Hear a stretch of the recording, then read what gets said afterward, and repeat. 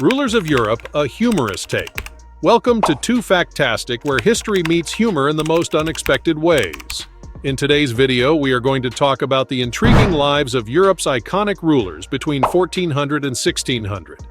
From Vlad the Impaler's gory tales to Michael the Brave's diplomatic gymnastics, our humorous adventure will keep you captivated and hankering for more. Make sure to watch the video till the end to explore the hidden side of history, blending facts with sarcasm and wit. Get ready for laughter, surprises, and a deeper appreciation for the past. But before we start, make sure you give this video a thumbs up. And if you're new to this channel, subscribe and hit the bell icon to stay connected. So without further ado, let's get started. 10. Vlad the Impaler, 1431 to 1476. Vlad the Impaler, the charismatic ruler who left a lasting impression on Wallachia and, coincidentally, the world of fiction. Known for his unique problem-solving methods, his brutal reputation has earned him a place in both history books and vampire lore. His penchant for impaling enemies on long, sharp stakes certainly showcased his artistic side. Who needs a canvas when he could turn the landscape into a gruesome masterpiece? But let's not forget Vlad's other inventive strategies. Remember his famous Forest of the Impaled? Yes, that's right. He decorated the landscape with rows upon rows of impaled victims, creating a truly captivating spectacle. It's safe to say that his idea of landscaping was quite pointed. Oh, and his hospitality.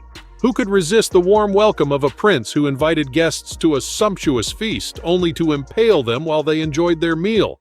Talk about mixing dinner and entertainment. Vlad knew how to keep his guests on the edge of their seats, or should we say stakes. And let's not overlook Vlad's love for practical jokes. Who needs traditional punishments when he could serve up a little prank by forcing captured enemies to drink hot coals? It's a surefire way to put a smile on everyone's face. 9. Michael the Brave, 1558 to 1601. Michael the Brave, the daring prince who juggled ambition, diplomacy, and resistance in his quest to unite Romania and defy the mighty Ottoman Empire. His determination to bring together disparate regions and challenge the status quo was nothing short of a high-stakes juggling act. While most rulers struggled to maintain control over a single territory, he ambitiously sought to unite Romania, Moldavia, and Transylvania. But Michael didn't stop there. He took on the formidable Ottoman Empire, the heavyweight champion of the time.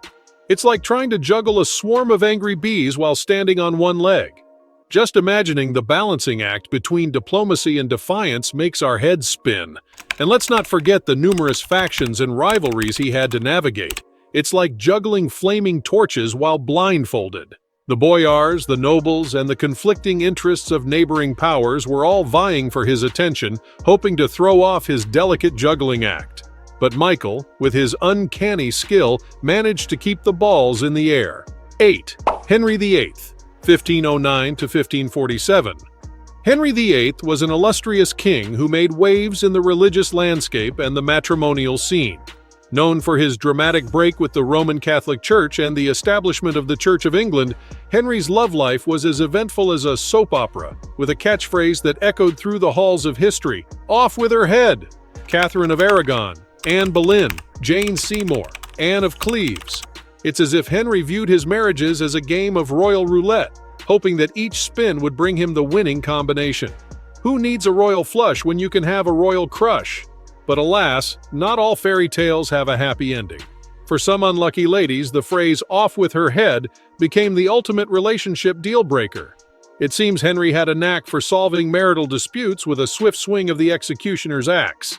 Talk about a high-stakes breakup. So while Henry VIII of May have left an indelible mark on history with his religious reforms, it's his romantic escapades that truly capture our attention. A king with a heart that was seemingly in constant search of its better half, Henry's quest for love resembled a never-ending juggling act. We can only imagine the circus of emotions that unfolded in his court, as he danced between marriage, divorce, and the occasional beheading. 7.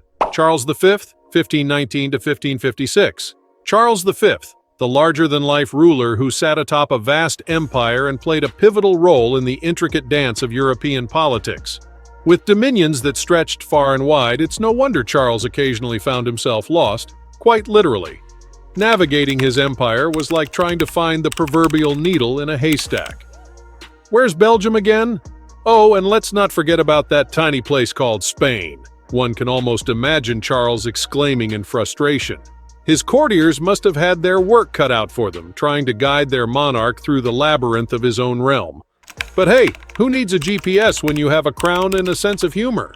Charles may have gotten lost from time to time, but he always managed to find his way back to the center of European politics. 6. Isabella the First of Castile, 1474 to 1504.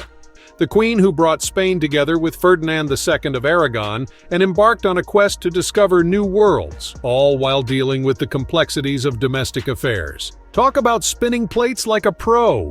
Oh, Isabella, the queen who had her eyes set on more than just the throne. While most rulers were preoccupied with their own kingdoms, Isabella and Ferdinand had grand plans to explore uncharted territories.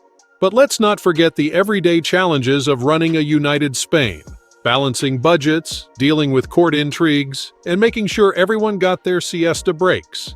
It's a wonder she had any time left for world exploration. But despite the challenges, Isabella's determination never wavered.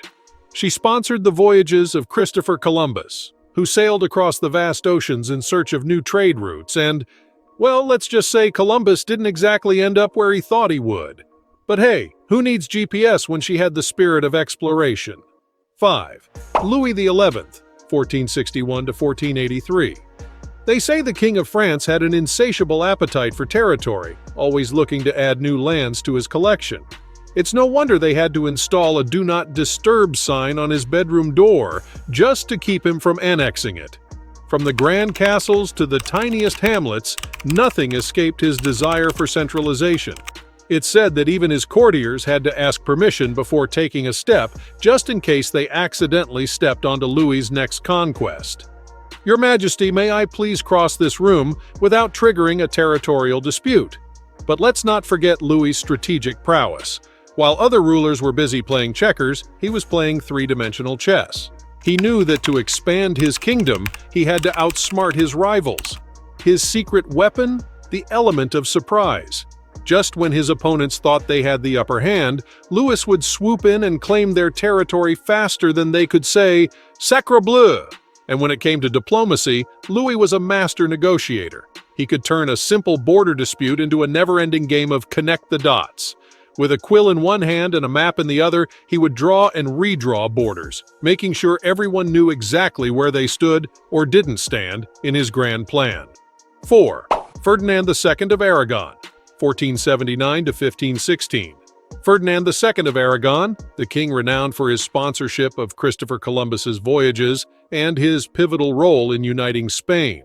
But behind the scenes, Ferdinand had a little secret obsession that would make any cartographer blush: his love affair with maps. If there was a most likely to be caught with a quill and a map award, Ferdinand would have won it without a doubt. Courtiers would often find him hunched over a table, engrossed in his map-drawing adventures, whispering to himself, "Just a few more adjustments here, and voila, the perfect border."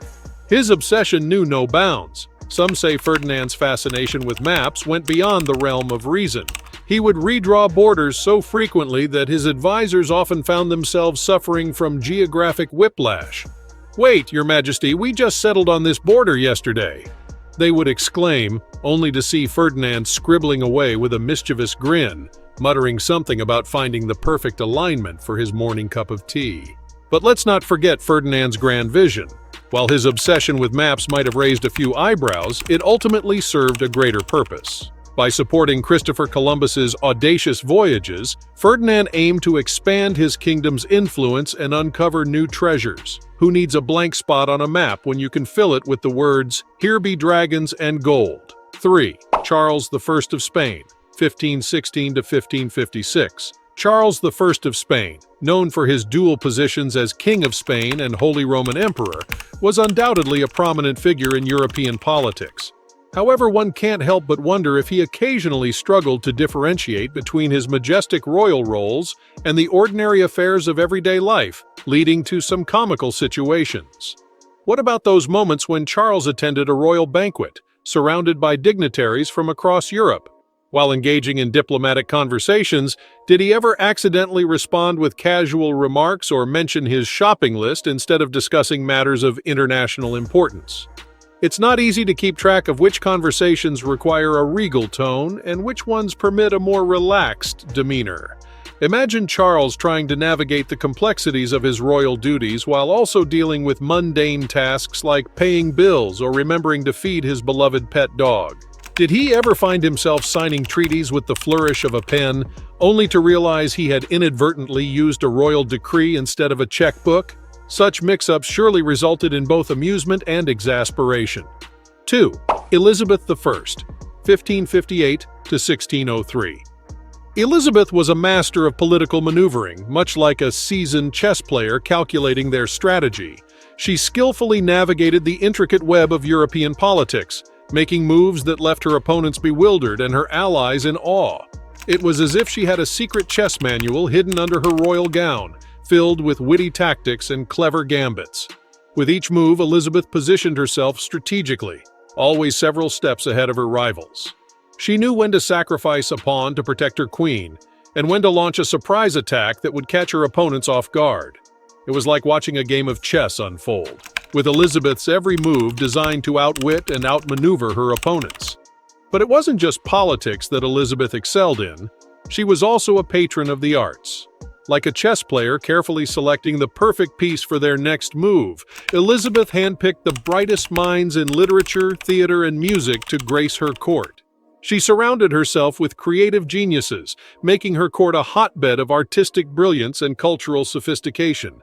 And let's not forget her defense against the mighty Spanish Armada. It was a battle that could be likened to a thrilling chess match on the high seas. Elizabeth strategically positioned her ships, using her naval fleet like chess pieces, maneuvering them with precision and skill. With each move, she countered the Spanish onslaught, protecting her kingdom like a queen fiercely defending her territory. 1. Suleiman the Magnificent, 1520 to 1566. Suleiman the Magnificent, the Sultan with a knack for expansion and a taste for reform, ruled the Ottoman Empire from 1520 to 1566. His reign was marked by military triumphs, cultural achievements, and even a few comedic moments that have left their mark on history. As Suleiman expanded the Ottoman Empire, he must have had quite a collection of travel souvenirs. "Conquered this city, check. Annexed that region, check," he probably exclaimed, as he tirelessly added territories to his ever-growing empire. One can only imagine his map room resembling a game of pin the flag on the Ottoman Empire. But it wasn't just about conquest for Suleiman. He had a keen eye for reform and improvement. While others might be content with a little home improvement project, Suleiman embarked on a grand-scale renovation of the empire. Legal reforms, cultural advancements, and educational initiatives were his tools of choice. It's like he said, why settle for a small fixer-upper when you can have a magnificent empire makeover? Of course, even the most magnificent of rulers had their moments of levity. Perhaps Suleiman's legendary mustache had a personality of its own, demanding daily grooming sessions and a separate throne at council meetings. The tales of its adventures, whispers among the palace staff, would be the stuff of legends. Did you hear about the time Suleiman's mustache led a secret mission to negotiate a trade agreement? It single-handedly charmed the diplomats into submission. And let's not forget Suleiman's harem, where he had many wives that were bringing beauty and complexity to his life. With so many spouses, it must have felt like a never-ending game of relationship juggling. One can only imagine the marital disputes, the whispered rumors, and the occasional "who left their sword in the bedroom again" mishaps. But through it all, Suleiman managed to keep a straight face, ruling his empire while tiptoeing around domestic affairs. If you enjoyed this video and found it informative, make sure to hit the like button and subscribe to our channel for more engaging content like this. Thank you for watching.